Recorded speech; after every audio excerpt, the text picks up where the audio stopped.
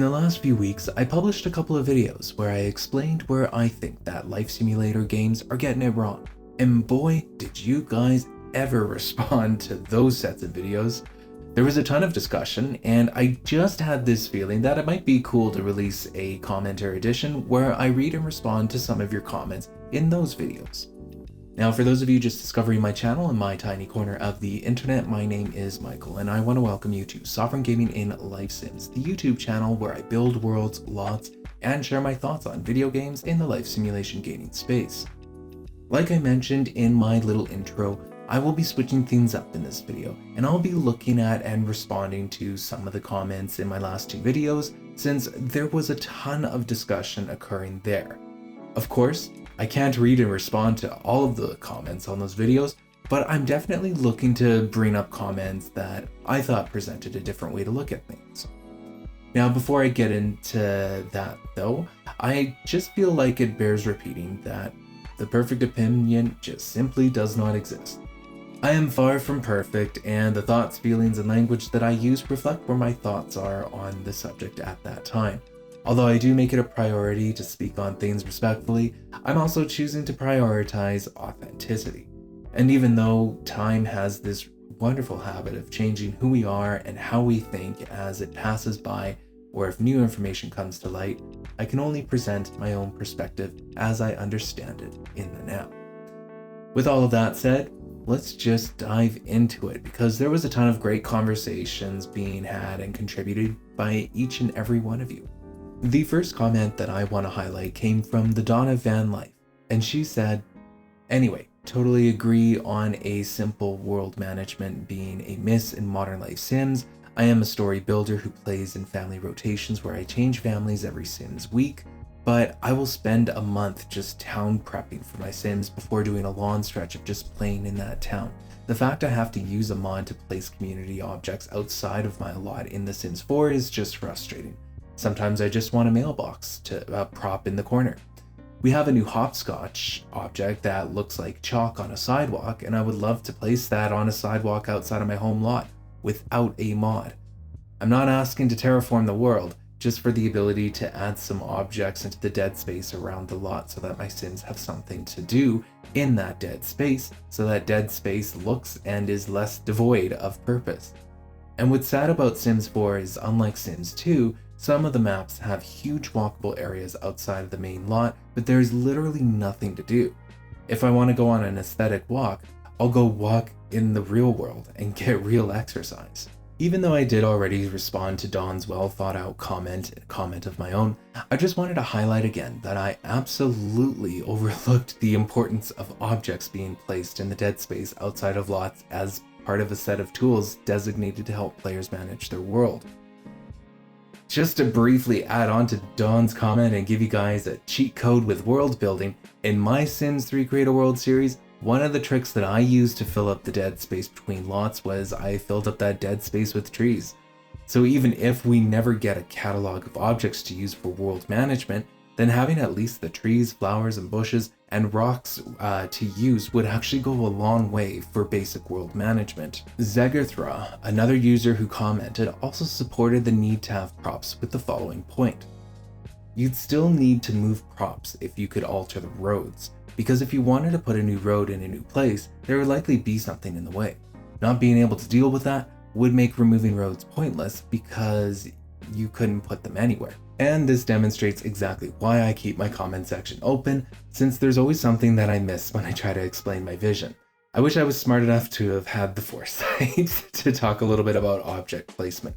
So thank you both for those comments there. And to help refine my vision for a set of world management tools that would go to help future-proof a life simulation game, I would want the following tools. Just a tool to place custom-sized lots, a tool to add, edit, and delete roads, and some sort of an object catalog, so that it could enable players to do some light object placement, or at least at the very minimum like tree, rock, and flower placement. I think that those basic tools would go a long way, and I do think that there really comes a time and a place where a separate world builder tool would be needed to be developed outside of a game for more complex functions such as terraforming. However, I still believe that players need access to basic world management tools to keep up with updating their own worlds to handle future expansion pack content. Again, The Sims 2 does this really well, The Sims 3 sort of flirts with this, and Sims 4 it is pretty much non-existent without mods. West Anime Sims, another life simulation YouTuber, also left a very insightful comment on part 1. I think game developers should be more clear what they will include later as updates or DLC, and what they don't include altogether.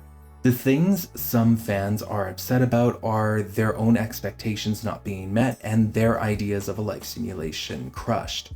Sometimes I do think fans expect to have everything in a short time frame. Human life itself is a vast scope to boil down to a game, and I think that The Sims 1 and 2 do a good job in what is included and not included in a life simulation, that pretty much everyone else uses this as the blueprint. Will Wright might be onto something here. On one hand, I really do feel for life simulation developers in that conversations can catch on like wildfire and be hard to temper expectations for. Usually those conversations are speculative or creative in nature on the player's end, but when it catches on, it usually snowballs into real expectations. And I don't think that this is a phenomenon that is unique for life simulation games per se, but it is definitely evident and present throughout. But yeah, I absolutely agree that game developers need to prioritize clarity. There was also a small time where I was subscribed to the paralives Patreon, and on those forums, there's an incredible community of users there supporting paralives. But a problem that I can foresee, and I'm really trying to handle this point gently, is when it comes to the launching of the actual game, since there's a lot of conceptual discussions that I feel are either unrealistic to actually program in the game, or they detract from the important parts of the game. On one hand, paralives can't control every conversation, and it would be unrealistic to ask them to jump in and shatter the dreams of users and such, especially when it's so early in development. But there will come a time where they will have to come out and make it very clear what players can expect at their own launch. A time that I feel Life by You is about to face when it comes to the early access release in March 2024. Ready for the End left a couple of comments, but I wanted to highlight this one and specifically read out this part. Life by You wants to take the utopia route, spouting that you can do whatever you want when really that's not true, because you won't even be able to get into a scuffle because of C19 or whatever lame excuse they're using. They aren't listening when it comes to character design. They'd rather rely heavily on the modding community, which they don't even have as of now. No modders seem to be lining up to make their game better for free. It just reeks of laziness. So I've taken a back seat when it comes to Life by You. We'll just have to wait and see, but I'm not as excited anymore. I do recall the Life by You art direction video saying that they are choosing a canvas approach to their Life by You human designs because it helps make it easier for modders, which I actually think supports your point. I think that in general, video game studios are getting a little too comfortable relying on the modder community to do the work for them. Specifically, I've had this criticism on City Skylines 2. Is it really that hard to program a tree line mode? And we almost never had contour lines, and that's not to suggest that I don't like City Skylines 2, but there were a couple of gameplay features that I was expecting them to add in because it was modded in and it would make sense and it would add to the player's experience. And leaving it up to the modding community just really doesn't feel right to me. If anything, they could have contracted a modder like Algernon to make that feature available if they really wanted to offer it in their game. I mean, making the same mods for a sequel of the game isn't exactly demonstrating to the players that you're really listening to them. But again, I'm not trying to complain about City Skylines 2 in a life simulation gaming channel. I just wanted to kind of mention it because that comparison is certainly evident here and it does relate because we are essentially talking about Paradox, right? I also agree that the Utopia route is playing it too safe. And I think that it is something that the Life by You team will keep an open mind to. However, I think that their priority at this time should be to get a working early access version in the hands of players come this March. That was just really a long-winded way of me trying to say that I don't think that they will stray away from the Utopia vision until their players give them feedback during the early access timeline. In my part 2 video, I got yet another really insightful comment from the Dawn of Van Life, and I will summarize her comment on my part 2, just quoting briefly. On console, Sims 3 was not an open world, it was open neighborhood, because that is what the console could handle. And honestly, I wish that is what Sims 4 had done as a compromise, where neighborhood sections of the map were open and buildable lots were placeable by the player within that neighborhood section, as well as the ability to place off-lot objects like streetlights and bus stops. I have already responded to Dawn in our conversation on the part 2 video just in a comment of my own, so I won't repeat my response. But I did want to highlight that Dawn brought up yet another really great point about Sims 3 console games offering an open neighborhood concept as opposed to an open world concept. I honestly think that an open neighborhood concept is a legitimately good choice for a future life simulation game to offer. I think that if your technical and conceptual limitations of your video game just simply do not allow for an open world concept to be executed on well, then a really great compromise would be offering players an open neighborhood playing experience. If it's done well, I can certainly see how that approach would offer players that true next generation playing experience of life simulation games. An open neighborhood concept is kind of what I am suspecting that Inzoi will be doing with their game, but they themselves haven't outright admitted it or have said it themselves. Again, I could just simply be wrong here. Maybe it will be open world and we have just not been told that yet by them. Hi everyone, just editor Michael piping in here. So as I was listening to myself explain this point on Inzoi, I don't think that I actually made it clear that I actually think that Inzoi will most likely offer a open neighborhood gameplay experience as opposed to an open world one. Now, I'm pretty sure that Inzoi has stated that they are offering an open world, but when I look at the map, to me, I am perceiving it and interpreting it to actually be, to actually function more like an open neighborhood, kind of to Dawn's point with the Sims 3 console versions there. So I thought I would just kind of interrupt the pace just a little bit just to explain myself, because I don't think that I did it very thoroughly when I went to record this episode. Anyways, let's get back to the video. Or at least, like, another thing that I want to kind of offer here is that the gaming industry in general might interpret like open neighborhoods concepts as open world concepts, meaning the same thing essentially. And I'm not suggesting a mistranslation or anything, I just think that the term open neighborhood in the life simulation gaming context, or even in the video game industry in general, is some terminology that is really new for everyone. Hopefully I made some sense there for you guys. Staying with the part 2 video, Sansei What left a comment saying, rabbit holes should be a choice. The last thing I want is to follow my sim, for want of a better word, to work every single day. Real work is repetitive and boring. I fail to see how simulated work would be any different. Day in and day out would feel like a grind. Besides, I usually in Sims 3 use that time to check in with other Sims or to refurbish or rebuild the house, since it's easier to do when the Sims aren't on the lot. I know some players want to kill every rabbit hole, that's fine, but games shouldn't forget that there are just as many like me who appreciate some of them.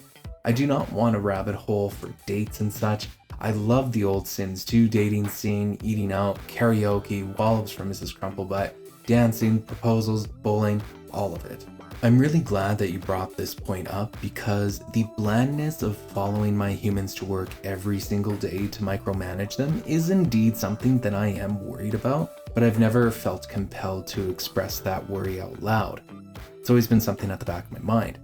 I think I may have questioned it in the past, where I have wondered how much autonomy that the Life by You humans will have at work, and if they will be able to survive a day at work if we ignore them. I don't want to feel like I'm having to micromanage them for every minute of the hour, and I think I might have brought up that concern in one of Rod Humble's latest playthroughs, Again, if I did, I'm sorry for repeating myself, but you know, to my defense, it does bear repeating because we still need to learn more about the day-to-day works, like the day-to-day jobs, how jobs even work, and if we can ignore these life by you humans while they're at work. When Rod Humble was doing his playthrough, I wasn't too convinced that we could have ignored the one female character that he was using to play that went to the office to work her job. So we'll just have to wait and see on that one, I suppose. Then, you know, another thing that this kind of ties into is there's the issue that an action queuing system seems to be absent from Life by You, and that's something that I'm also concerned with as well, because how am I going to micromanage these guys if I can't line up a bunch of actions to do at once? I might have just misunderstood that part because it kind of feels funny saying it out loud, but you know, if I did, feel free to comment below. You can roast me there. I'll give you guys that one. Dizzard5297 also brought up a great point in their comment about rabbit holes that I felt is worth highlighting. They said, personally, a big reason why I'm excited for Life by You is because it's open world. So I'm not a fan of loading screens in life sim games if they can be avoided. I feel like rabbit holes can have their place. Personally, I don't mind if obscure content gets put behind a rabbit hole, like a sports expansion obviously can't add in every single sport in the world to the game as a fully playable sport with animations, but if you relegate some of them to rabbit holes, you have a better chance of covering as many bases as possible. I also think that rabbit holes are necessary in certain situations, like if there's an active astronaut career that involves your character going into space at some point. It would be kind of ridiculous to expect the game to follow your character into space. Also, I don't think there's a way to fully get away with loading screens for certain gameplay like holidays. Though I wonder if it would be possible for a life simulation game to fake it somewhat by showing a plane flying over the sea, but it's actually a loading screen in disguise. Not sure if that's possible, but if you can't remove loading screens entirely, maybe being creative about how they're presented could be another option. I can't think of any names right now, but there have been loading screens in games that didn't feel like loading screens. Edit. In Mass Effect, they used elevators as loading screens, so the elevator would travel for as long as needed to load the next part of the game. I really like your idea on taking loading screens to the next level so that they don't actually feel like loading screens. To me, this makes a lot of sense. I also speculated on what a sports-themed expansion pack would look like for Life by You based on what we know about the game so far, and I especially agree that in the context of sports-themed gameplay, that a rabbit hole would absolutely make sense for professional sports careers. Otherwise, the developer is really saddled with developing a game within a game, and a very large one at that. Recreational sports, on the other hand, I think, again, this might be a case where you've just got to like pick and choose here, but recreational sports could make sense to develop and program with new animations, like for an expansion pack as an example. And the specific example coming to my mind is when EA programmed volleyball animations in the Sims 1 Vacation expansion pack. But as soon as you take that activity to the professional level, suddenly you have to take into consideration like other teams and much more. And if everything's not going to be a rabbit hole, where do these teams come from, etc., etc. It just opens up like a whole can of worms there. A whole can of worms that would have to be programmed in some way, shape, or form. It's a lot to say the very least. But yeah, I can see a rabbit hole making sense for professional sports careers. Before I end this video, I just want to thank you all for taking the time to contribute to the conversation. I do learn a lot just by reading what you guys have to say, and I strongly feel that it is important to seek deeper understandings based on our own observations, and that's really a big purpose that I strive for when creating these videos and creating this channel. I'm sorry I couldn't get to everybody's comment, but like I have done with my other discussion videos, I do want to leave you with some new questions. So, are microtransactions the future of life simulation games? When exactly is a loading screen acceptable? When is a shell building acceptable? Or are we stepping into the age of playable skyscrapers? Are discussions like this helping your own understanding of life simulation games and the trajectory it's following in? Or perhaps am I just adding to the confusion with my own thoughts and feelings and just kind of sharing that? Feel free to drop your comments below with your thoughts. I just kindly ask that you are respectful. And until next time, I just want to thank you so much for watching. And if you'd like to see more videos like this, then feel free to like this video and consider subscribing if you haven't already. Thank you again. Thank you to everyone who commented. I really do mean that. And I hope you have yourselves a wonderful day.